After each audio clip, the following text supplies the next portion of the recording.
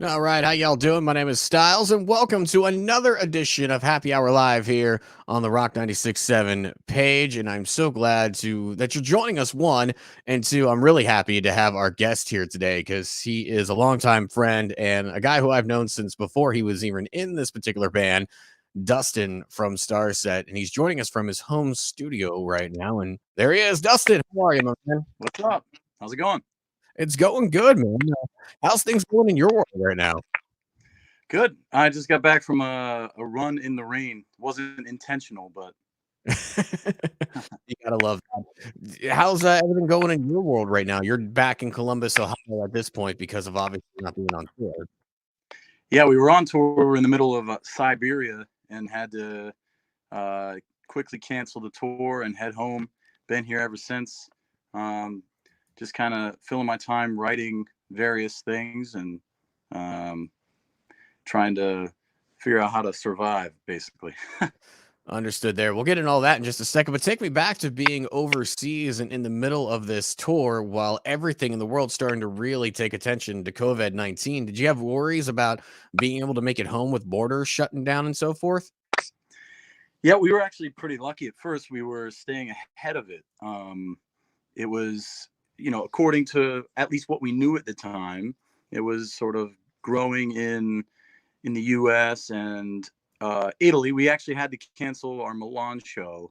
We almost got to do that one, but then we got out of there. We finished the European tour in its entirety, and for a little bit, as we were pretty much the last band on tour in Russia.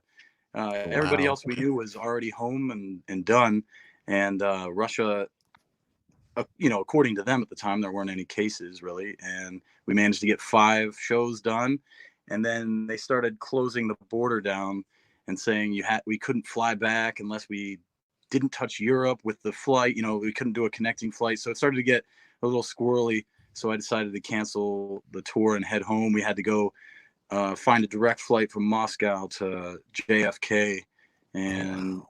we had to get from Siberia to Moscow. It took a couple days, and then fly straight in. And we were worried about that. That part actually took like 5 minutes. So, but Well, that's made it good. back.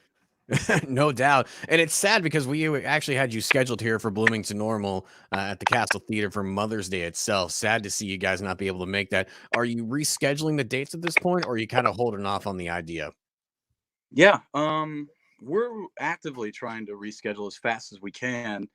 We just have to deal with the legality and Live Nation and all of the other players involved. But as soon as we can, we will. We actually have been working on tentative dates, but uh, it's all speculation at this point. Yeah, we're just everyone's waiting at this point to see when and if the day will come that we can all get back into shows. So, what have you been doing to kind of you mentioned a little bit of like writing. What else have you been doing to hold up your time while you're at home at this point? Yeah, doing a lot of music writing, but also ramping up writing for another thing, and and then working on other uh, multimedia things, and including a video for the new single Trials. Um, I, we haven't really mentioned that, but it's coming. And what else? Stocks. Like this is a perfect example of my life. Right here, I have Pro Tools, and right here, I have like Stock Trader. I'm like Okay, dividing you're my doing time. two things. Yeah, it's kind of obnoxious. Um, So you're I working on tunes and you're trading stocks all at the same time. Yeah, well, I kind of go from morning is predominantly stocks, and Okay. then it switches into creative mode. I kind of like to develop the left side and right side of my brain, and this is like a perfect microcosm of that. And I never really cared about stocks before. I'm not like obsessed with money, but it's super volatile market right now, and that makes it super interesting and fun for me. And I've never got into Vegas. I've never really liked to gamble. This is at times day trading is gambling with a hypothesis. So it's at least if you're thinking enough, you can still totally get screwed, and it can still totally have random effects and luck involved. But you can swing it to your favor a little bit. Okay. What got you into stocks in general? Just this downtime, or were you into it beforehand? No, just I've always told people I wasn't into it because I always thought it was a bit inflated at the time. I was broke until just a couple of years ago because I was always in bands trying to make it. I was working on a PhD, don't get money doing any of the things I used to do. Right. But I could have done this a couple of years ago, but I just thought the stock market was inflated, and now with the drop, it's super volatile and fun. Okay. Now, have you been making money or have you been losing money at all at this point? Initially, there was a loss as I ramped up and got more knowledgeable, and now uh, starting to make money. But it's because of the initial loss, it's sort of at a break even. Ask me in 6 months. So it's really like Vegas. Initially, that's what. If you look at the entire timeline, it's been better than Vegas because every time you place a bet in Vegas, the house has favor. So the more bets you place, the more that adds up. So if this were Vegas by now, I'd be out of money. So so being broken even is fine. I just didn't have like cocktail waitresses bringing me drinks. That's the only downside. True. But then again, them bringing you drinks only makes you spend more money. It totally. Are you a big gambler? Well, you said you're not a big gambler, so if you're in Vegas, you're not spending money, are you? I like to play just a little bit of blackjack, but mostly people watch. And Hmm. I'm not into the typical things usually. I'm not really into the gambling, and I'm definitely not into like clubbing and all that. But Oh yeah, nor am I. I'll tell you one thing. The only thing I like in Vegas is on Fremont Street, Old Vegas, is Chuck-a-Luck. Have you ever heard of that? no, Okay, I've been so there a bunch too. What is that? all it is, it's on Fremont. A couple of the ones in Fremont, it's just a wheel with various denominations of money. So like $1, $5, $20, and those are your odds on landing on it. There's literally no thought process. You look at the table. I'm gonna put $5 on. It's gonna land on the $5. So you get 5 to 1 odds, and that's your return back. That's awesome. So it's like E- Vegas vacation. Exactly. Easiest money I could either make or lose, but I don't have to put thoughts and I don't have to think about doing counting or anything whatsoever. So, chuck That's luck. Next time, go do it. and there must be on that board. There must be like a house slot so they can win their money, right? There's got to be. I don't know Yeah, off the top of my head, but there would have to be, I think. there always is. Wipe the slate clean. You talk about writing music. I talked to Sahaj a couple weeks ago. You've worked with him a lot in the past. Hmm. He said he was going to be writing with you. Is that future Starset music or a side project? Yeah, we write a lot. We've written for my past project, other projects. We've written for a couple other projects. Currently, yeah, we are starting to mess around on some potential Starset stuff, and he's in a band called Raw, and uh, we've tossed around the idea of doing a Raw song together as well. Oh, that would be really cool to hear how that would turn out. Okay.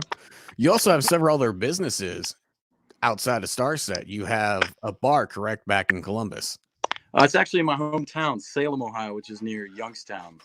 That's Yeah, my hometown. what's that? Youngstown.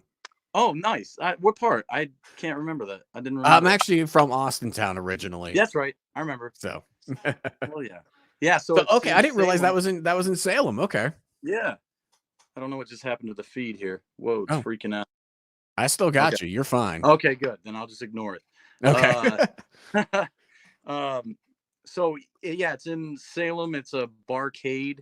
It's kind of a fun investment for me.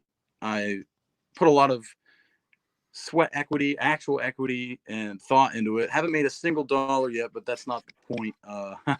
It's I've always wanted to have a bar with a kitchen.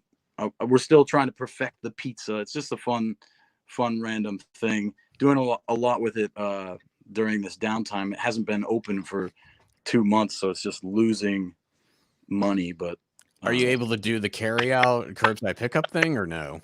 yeah, except our menu isn't really suited for that, nor Okay. is the sort of GDP of Salem. It's not really a pickup kind of place, you know.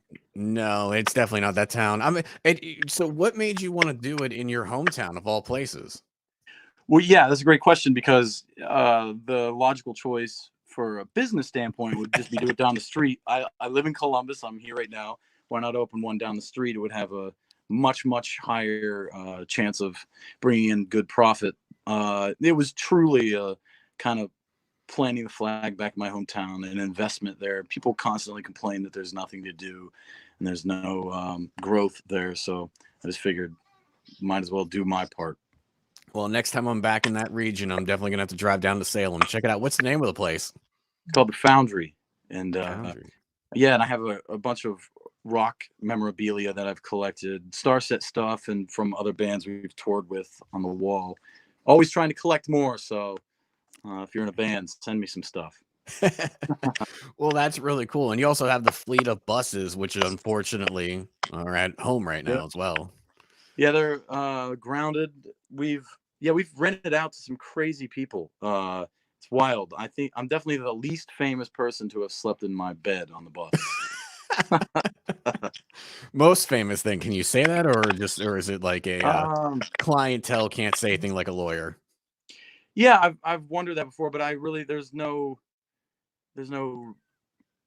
I wouldn't be divulging anything. Just that famous people are all in buses, so I feel Hmm. like there's no problem with that.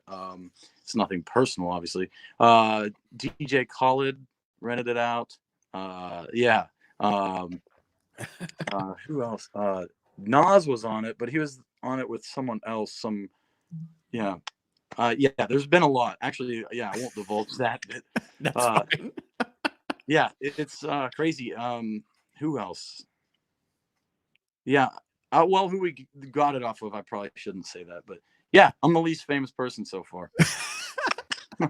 That's crazy, man. I mean, again, you have your own, but you also have a fleet that you've rented out as well. So, what made you want to expand your horizons in terms of business to do something like that? Well, it costs a lot to rent those, and if you're willing to put up the risk and take the loan out, there's a lot of upside to it. So it was just basic um, finances and investment. But it's daunting to take on that kind of loan. But especially now with the unforeseen aspect of this is killing us. The loan is still happening, but Right. the income's not. But luckily, I live pretty frugally and conservatively. After couch surfing for years, um, I've built up quite a just in case sort of situation, and I live under my means. I feel like I'm like the rock and roll has made me into depression grandpa. You know? That's interesting. And you speak of all the time that you spent couch surfing to see where you've come from with your previous bands to now being in Starset and the success the band has had. Do you look back and is there any moment that sticks out in your head that was like, man, I can't believe this happened? There's a lot. I was um, living in a van on the highway, like on a rest stop for like a month in the middle of winter, turning it off at night and sleeping in it, and while recording a record, and that was daunting. What else? I've stayed in every Motel 6 or crappier in everywhere between here and Nashville, thanks to that stuff. Yeah, I would do crazy things like have $15 in the bank account, knowing I had to get there, and you would like spend the money and then book and then fill up the gas tank right when there was like $1 left, so it would fill up, and then you'd go negative. There was little tricks, Mhm. little bank tricks of being super broke. Yeah, there's tons of crazy stories like that. That's crazy, man. But it's all part about, the journey and doing what you do. And now here you are, Star Set, the new album out, and you've got so much happening with the band right now. Trials, the fan lyric video is out now, but I assume you're working on an actual video for the song itself. Where is it going to fit in terms of the storyline that you put out at this point in the videos that are out? Well, the narrative of this entire album cycle hasn't been entirely described. We're sort of piecemealing it out in these videos, there will be a novel that explains it all. But Okay. in the meantime, it's sort of a real time experience. And Trials is sort of a ramp up into that, and then there will be a lot more bits of content um, that will continue to come out, and then well, the tour is a bit postponed, but that was a part of it, and then eventually the novel comes out. So what you saw at the beginning of the album cycle was more of uh, as confusing as it is. It was narrative. It was like what happens after what happened in the novel. So Okay. that's what made it a bit maybe abstract or Okay. eccentric seeming. Where does this storyline fit? Because every album has been a concept album, which, for many bands, if anybody steps up and says, like Shinedown recently did Attention, Attention, which was a concept album, fans are like, well, you're not a concept album type of band. But you guys from day one have always put out concept albums, if you will. There's always a Mhm. story arc there. Um, how does this particular album, fit into the Starset universe that you have built so far between the previous albums?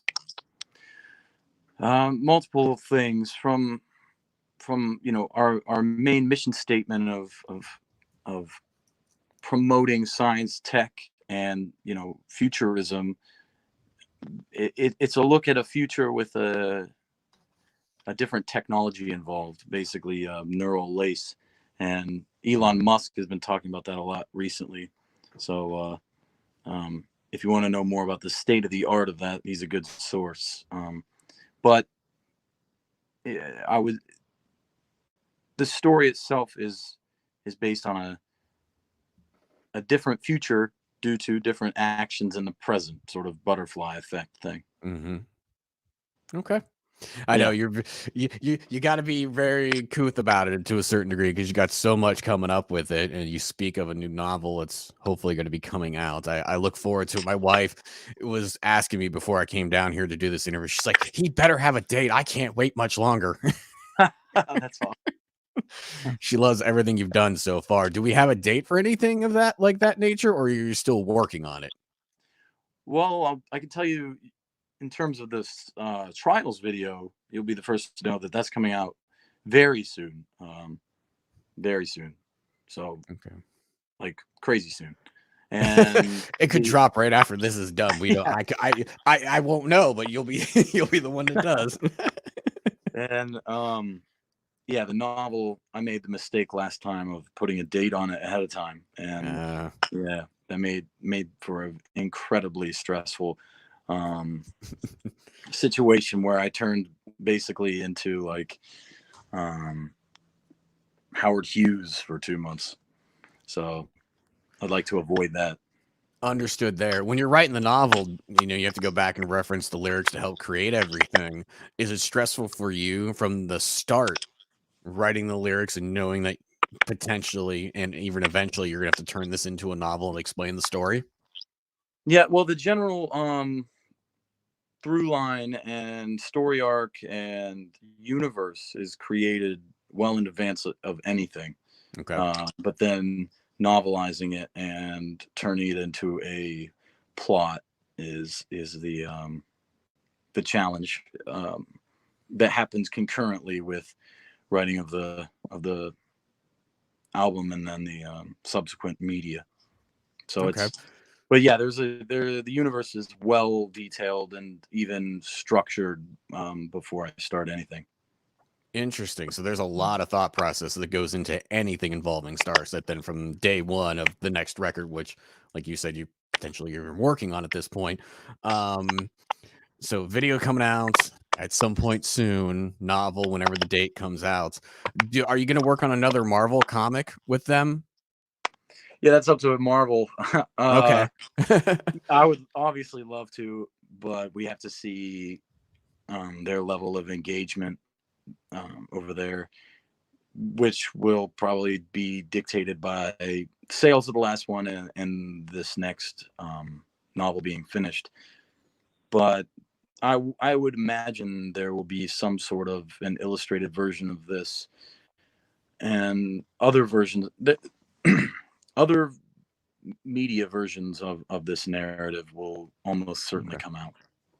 Do you or would you like to ever see any of the stories that you told so far actually be transferred into an actual feature film? Oh yeah, of course. Uh, yeah, I would. Basic. That's the absolute for all of this, and Okay. we're building towards that. I just have to keep getting better at everything I do. And well, the larger our fan base, the larger the likelihood of that as well. Okay. I'm intrigued. All right. So with Starset and all the writing that goes on in the band, obviously you have a goal, you have a theme when you write the songs. Are there any songs that have never seen the light of day just because maybe they didn't fit sonically the album or anything like that? Do you have a vault of tunes that have we haven't seen yet? Yeah, there is. I don't know if.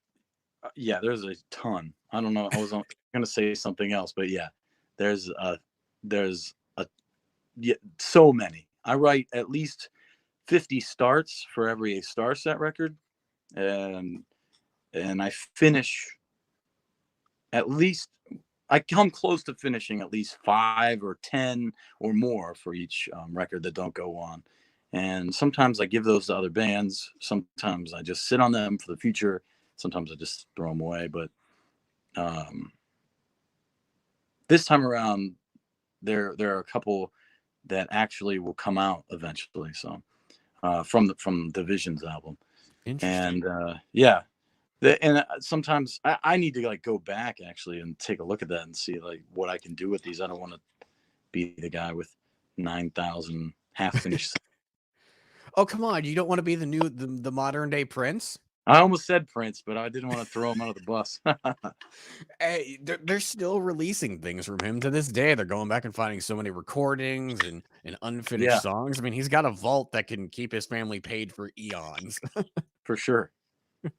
I don't. I'm You not sure if mine would, how much they'd pay out. But well, right as I was asking that question before you answered, you thought I was going to say something else. What were you thinking? oh no, I was gonna swear. I have no idea how the FCC thing works. Are Oh, you on air right now? I have no idea. no, we're just on Facebook, but I appreciate you not swearing just for the audience purposes and Yeah, there you go. all that. All right, cool. All right, so with all this music and you're writing for some new stuff, is the next record going to be a continuation of what we have in Divisions, or are we going to go a whole new story? Um, it eh, without giving too much away, it sort of straddles the two albums straddle one world, one universe. Okay, There's only one universe in this, but the universe is affected by um, decisions of the present and the future. So it's sort of it's in flux depending on where things go. okay, because as you mentioned, like a butterfly effect. So Yeah, okay. in two directions essentially. Okay.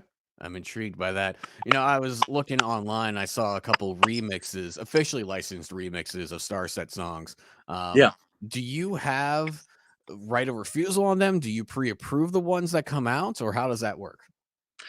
I think so. The label gives out some stems for the different tracks involved. Sorry, this thing's freaking out again. For the different tracks involved in the songs, and those ones people can make their own remixes to it, and so I think it just happens. Um, but there are ones that I personally am part of commissioning as well. In fact, we've commissioned one right now with one of my favorite current DJs. I love it. That's something I actually would tell you if I knew I could, and I'm not even sure I'm allowed to. I was just gonna be like, "Are you gonna tease me again with something and give me nothing?" Yeah, that one's. I wouldn't want to bum him out if he's trying to you know I don't know how he's trying to drop it either. Okay. So but it's super cool. I'm not sure everybody would know. It's not like someone as big as like Bass Nectar or something, but for me I'm a big fan of this guy. Like Zarconic, maybe, or something like that nature. Do you know that Maybe name? in that size, I guess, but Okay. someone Okay. really cool. All right. I look forward to that as well Yeah. then. Um, so I got to bring this up just because It's out now, and everyone's talking about it. Oh yeah, hell yes. Sorry, I didn't see it at first. Well, it's all good. Dearest Ernie the evil pup. Lou tells the story. He told it on air for us. We did an interview with him on air right before the book's released to talk about Ernie and the peeing incident, which he has told 1,000 times before this book. Yeah. How do you feel that Ernie is now immortalized in paper? That was the goal. Well, maybe not the paper part, but the immortalizing, making him famous or at least more popular than me was is a goal because we do a lot of events and it's a really it's I love being able to bring him out and take some of the heat off. Yeah, and he loves it too. He's addicted to meeting people, and so anything that promotes Ernie and elevates his status is very much appreciated by me. Is he still peeing on people? Only if he hasn't seen him in a while and they come over to my house. Okay. Then he lets a little bit out, but nothing like the that incident because he just let it go while like in the air. So yeah. Oh man, well, I mean, certainly, and you have an Instagram account for him as well, which Yeah, I I haven't thought was kept it up to date recently because I was locked out of it. I couldn't find Ernie's Gmail, but I got it back up and running. So there's going to be some new Earn content. looking forward to that. What's some of his favorite stuff to do around the house now that you're home and just kind of hanging out? Yeah, definitely just chewing whatever. He gets the zoomies a couple times a day. He was just outside of the studio here. I don't know if he's still here. Ernie. Nope, he's gone. He's got this. He has a like a bean bag, a gigantic bean bag. That's his favorite, and I guarantee he's downstairs on that right now. Just snoring away, probably. Yeah, he snores insanely. Does he still have the pup gas farts as Lou's described in the book? Yeah. Except they're way worse when he goes to like grandma's. Oh, really? Yeah, I think she feeds him all kinds of stuff. Oh. But he's but from time to time he'll really break him out. Oh man. All right, I want to do a quick flashback real quick. You guys played for one of my other stations, not this one, but a Christmas show. You guys did acoustic for us and you played David Bowie's Space Odyssey, and you guys have done that several times acoustically. Has there ever been a plan to maybe release that tune or that version? I feel like it was a missed opportunity. Although it always crosses my mind a couple times a year at least, or maybe a couple times a tour even.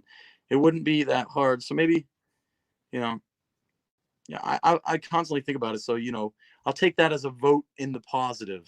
Have you guys ever done any other covers either? I mean, because that's the only one I've ever seen you do.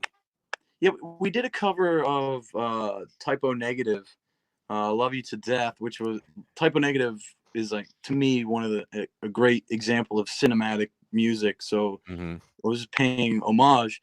Did it in a day, and I think people are so used to these very if you do a cover, it's like your single, it's like your thing. This was like a weekend whatever to us.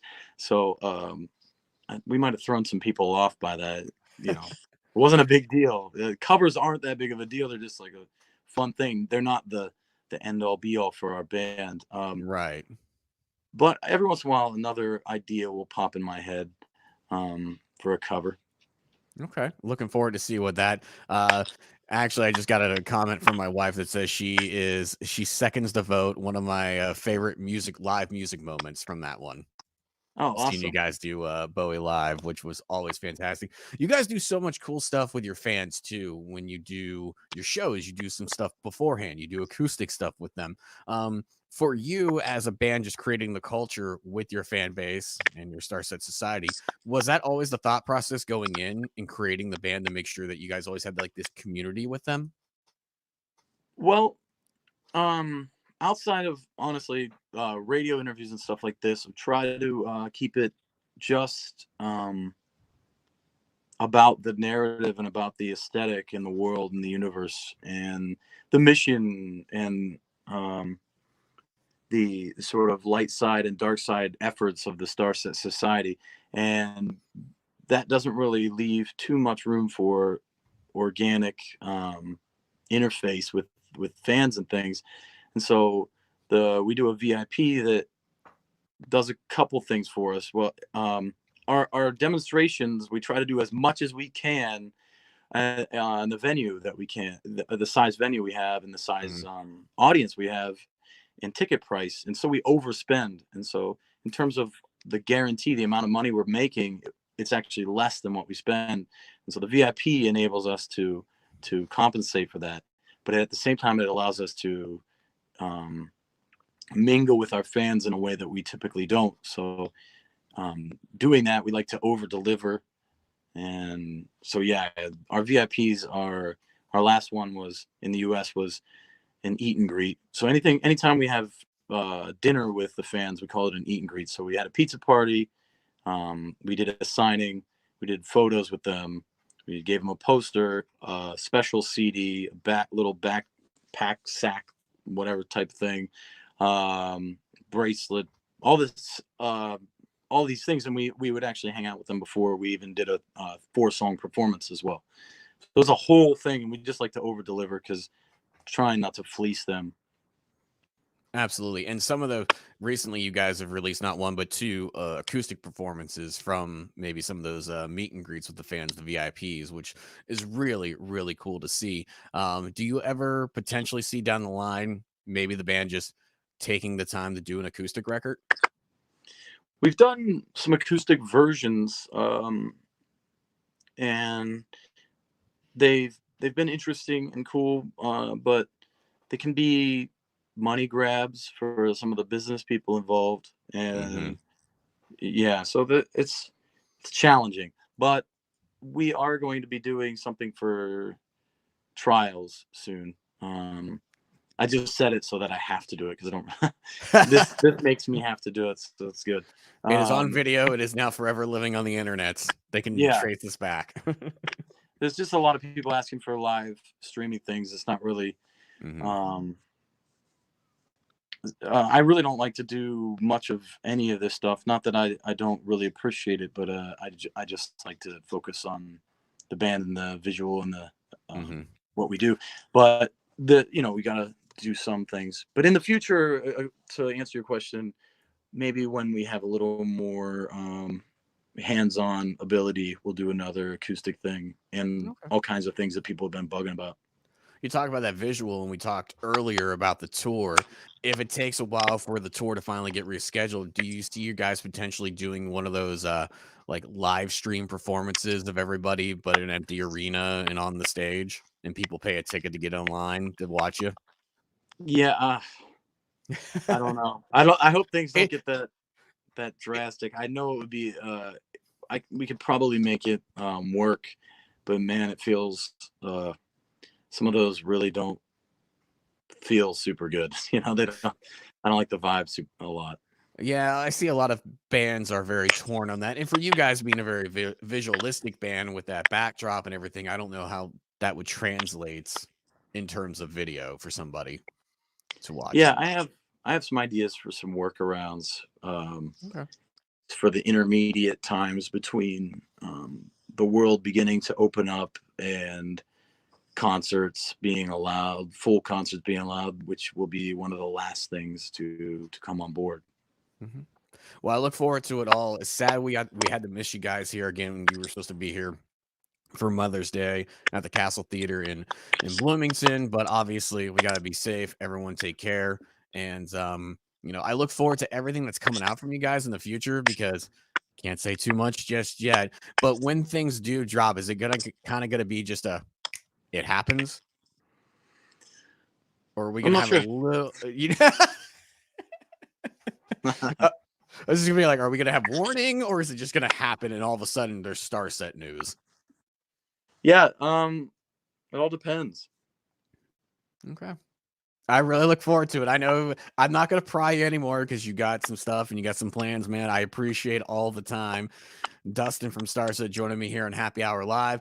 We'll wrap up right now, and obviously stay with me here after we wrap, and we'll talk for a bit. But Dude, Cool. thank you so much for the time this afternoon, and I look forward to everything coming down the pike. I really enjoy the new album. It is probably my favorite that you guys have done, just sonically Thanks, dude. speaking. Everything on it is just it's great. From the first time I Okay. heard it, oh, That's sick, dude. I actually recorded it in here, most of it. I didn't do really? drums. Yeah, I didn't do drums. But a lot of it, or a lot of the instruments. So the pre-production was done in here, and then all of the vocals were done in here. I was going to show you the mic, but maybe I shouldn't.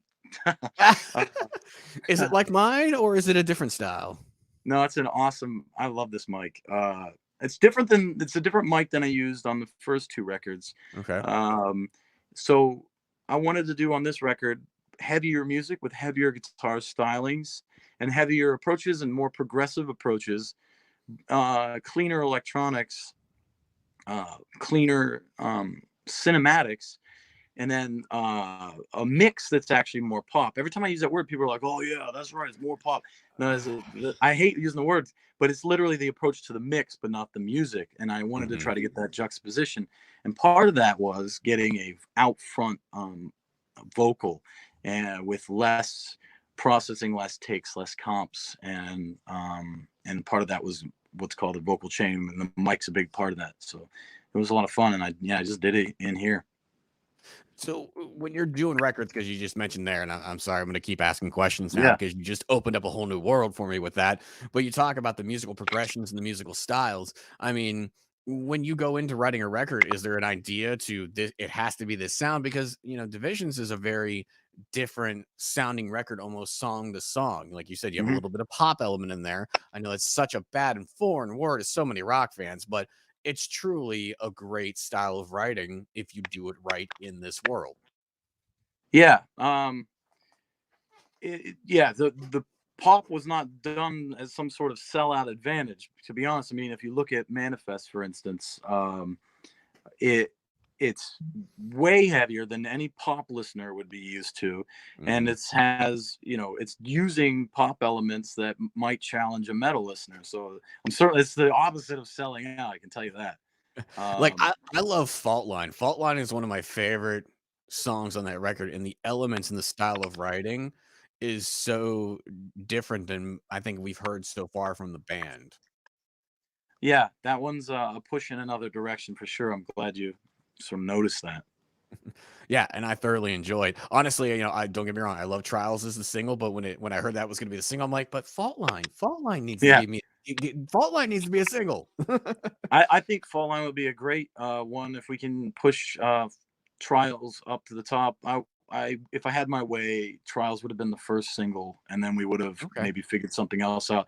In my opinion, Manifest was a little too progressive in multiple arenas to work at radio potentially, but um, it was cool to take a stab at it.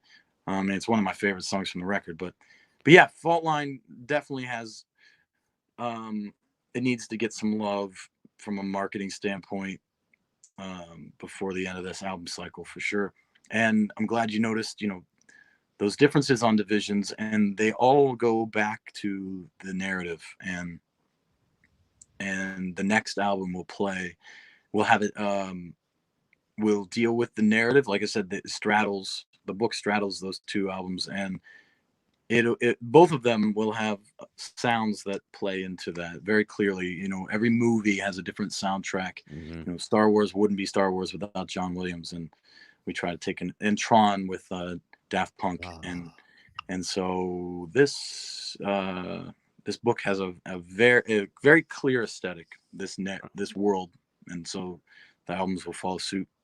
You talked real quick there about Manifest and Trials, how you would have done them differently in terms of singles. Does that affect how you tell the story then from the get-go in terms of promotionally speaking, or doesn't affect it at Mm, all? it doesn't really affect it. I th- yeah, the storytelling isn't exactly sequential, anyways. It's more there's storytelling and there's marketing, and they're sort Mhm. of they tie into each other in different ways. Okay. Well, I look forward to it all, man. Again, thank you for the time today here on Happy Hour Live. Dustin from Starset joining me. A lot of cool things heard, though not real details given yet. But still looking forward to everything that Starset has coming down the pike, especially when the tour can be rescheduled and you guys can come here to the Bloomington area. Looking forward to it. So thank you all for checking out Happy Hour Live. Be sure to subscribe and like our page so you can find out about more. And we'll see you next time. Anything you want to say before we go? No, just I appreciate the chat. It's always nice talking to you, man. A pleasure as well. Thanks, dude.